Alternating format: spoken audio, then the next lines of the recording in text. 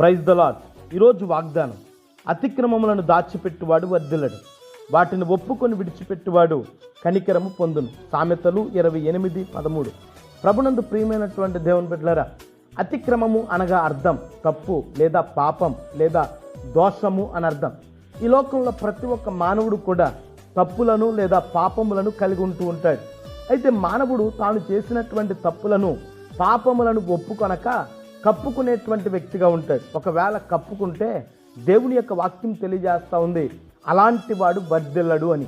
ఈరోజు చాలామంది వర్ధిల్లలేకపోవడానికి గల కారణం తాము చేసినటువంటి అతిక్రమములే. అయితే దేవుని యొక్క వాగ్దానం ఈరోజు మనందరినీ కూడా హెచ్చరిస్తూ ఉంది, ఒకవేళ నువ్వు దేవుని యొక్క సన్నిధానంలో నీ యొక్క అతిక్రమములను ఒప్పుకుంటే నువ్వు కనికరాన్ని పొందుకుంటావని బైబిల్ తెలియజేస్తుంది. కనుక మనలో ఉన్నటువంటి ప్రతి ఒక్క అతిక్రమాన్ని ఒప్పుకొని మనందరము కూడా దేవుని యొక్క కనికరాన్ని పొందుకొని దీవించబడదాం.